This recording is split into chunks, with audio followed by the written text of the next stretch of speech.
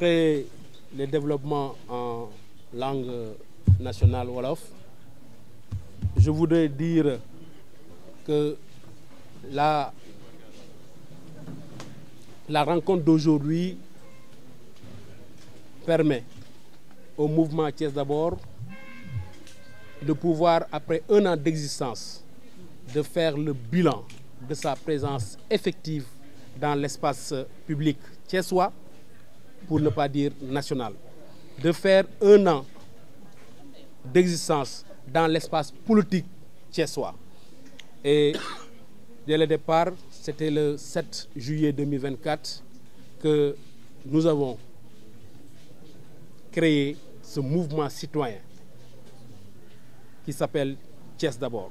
Et le mouvement avait comme objectif de promouvoir la participation et le contrôle citoyen au niveau de la gestion locale. Gestion locale, gestion des 3 communes, mais également gestion de la ville. Le mouvement avait également comme ambition de faire un plaidoyer fort, de porter un plaidoyer fort sur les enjeux environnementaux, les enjeux politiques, les enjeux économiques ou sociaux de notre ville. Et enfin, le mouvement avait comme ambition de promouvoir le développement durable, un développement unifié, un développement cohérent de la ville de Dakar avec comme outil, de la ville de Thiès avec comme outil l'intercommunalité. Et tout ce travail-là était basé sur 4 valeurs, à savoir l'engagement citoyen, à savoir la proximité auprès de la population, à savoir la transparence et surtout l'action concrète sur le terrain. Et pendant ces 12 mois, nous avons pu mener des activités concrètes en termes d'action citoyenne dans le domaine de l'éducation et de la formation professionnelle, dans le domaine de l'entrepreneuriat féminin, dans le domaine du sport, dans le domaine de la santé, mais également dans le domaine religieux et culturel. Et dans tous ces domaines, nous avons pu, avec les populations, autant que possible, participer à des initiatives citoyennes. Autre également activité que nous avons pu mener pendant ces 12 mois, c'est la mobilisation citoyenne. Nous avons pu, à travers nos interventions dans les médias, à travers également les réseaux sociaux, pouvoir discuter et poser les questions qui intéressent les Thiessois. Et ces questions, chaque fois que le besoin s'est fait sentir, nous avons pris des positions très claires et assumées.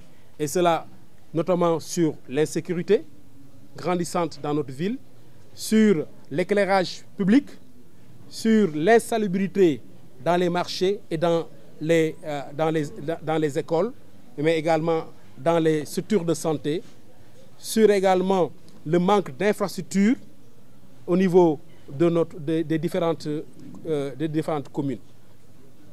Après cela également, le troisième aspect a consisté tout simplement à créer autour de Thiès d'abord, en termes de stratégie, une grande coalition qui se veut électorale, que nous sommes en train aujourd'hui de travailler avec des structures socio-professionnelles thiessois, des citoyens thiessois qui partagent les mêmes valeurs que nous.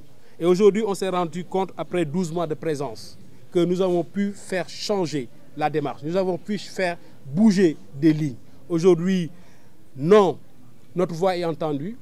Aujourd'hui, les élus locaux, notamment les maires, qui étaient quasiment absents sur le terrain, on les voit à travers des actions aujourd'hui de promotion. On les voit également à travers le sport. On les voit à travers des efforts par rapport aux structures de santé. Et tout cela n'a été possible parce que tout simplement nous avons pu marquer une présence forte, une présence citoyenne, une présence permanente sur le terrain. Et malgré cette hostilité subtile que j'ai décriée tout à l'heure, nous sommes convaincus que Thiès d'abord est une chance pour les Thiessois.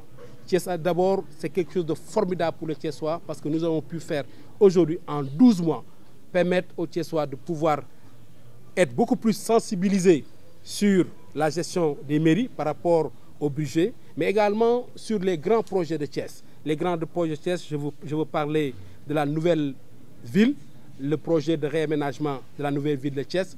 Je veux parler du pôle territoire de Thiès pour lequel nous appelons les Thiessois à rester très vigilants pour que nous puissions accompagner ces réalisations étatiques pour le bien-être de la population thiessoise, pour l'emploi de la jeunesse et des femmes. Et je finirai tout naturellement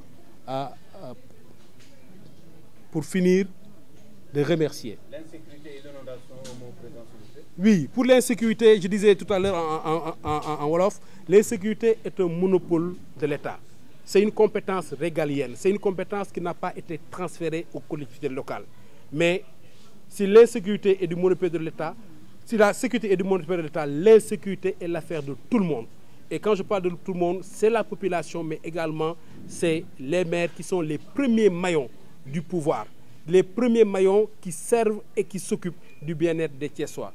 Et je pense que au lieu de surfer sur l'émotion collective chaque fois que nous avons des événements malheureux dans notre ville, c'est que le maire doit pouvoir, et surtout même les autres maires, doivent pouvoir poser un programme en concertation avec les forces de défense et de sécurité pour créer un cadre de synergie, d'action, pour déjà une police de proximité, pour les rondes au niveau des quartiers. Mais également pouvoir mettre des dispositifs de vidéoprotection au niveau des établissements publics où la fréquentation de la population est souvent très forte. Mais également pouvoir, avec les délégués de quartier, redynamiser les comités de vigilance, qui sont des comités qui permettent aux jeunes dans les quartiers non seulement de s'occuper, mais également de pouvoir être les premiers maillons de protection par la dénonciation auprès des forces de défense et de sécurité des événements ou des faits qui peuvent troubler la tranquillité des populations au niveau des quartiers. Et je pense que c'est un travail de co-construction. La sécurité, c'est un travail de co-construction et les maires doivent être initiés et partager avec l'autorité étatique des stratégies pour mieux défendre la population. Par rapport l'apanage de l'État, justement, mais président, vous avez visé également sur l'intercommunalité. Oui, pour l'inondation, c'est ça. Je disais en fait, l'assainissement est un domaine également où la demande d'infrastructures elle est très coûteuse. Il faut beaucoup d'argent pour le faire et malheureusement, les collectivités locales ne disposent pas de moyens suffisants. Déjà par rapport au fonctionnement, maintenant encore moins pour l'investissement. Et je reste convaincu aujourd'hui que l'intercommunalité constitue l'outil fondamental par lequel la mairie de la ville peut tirer les communes jumelles, mutualiser les moyens afin de pouvoir trouver, à travers même le soutien de l'État ou des partenaires étrangers ou même locaux qui peuvent les aider sur la question de l'investissement. Mais je reste convaincu que c'est une question qui ne peut pas être résolue par une seule commune. C'est une question qui doit être résolue par le biais de l'intercommunalité. Et sur cette question, je pense également que ce sera beaucoup plus facile pour l'État et les partenaires de nous aider pour résoudre définitivement la question de l'inondation à Thiès. Merci encore. À vous, on te laisse.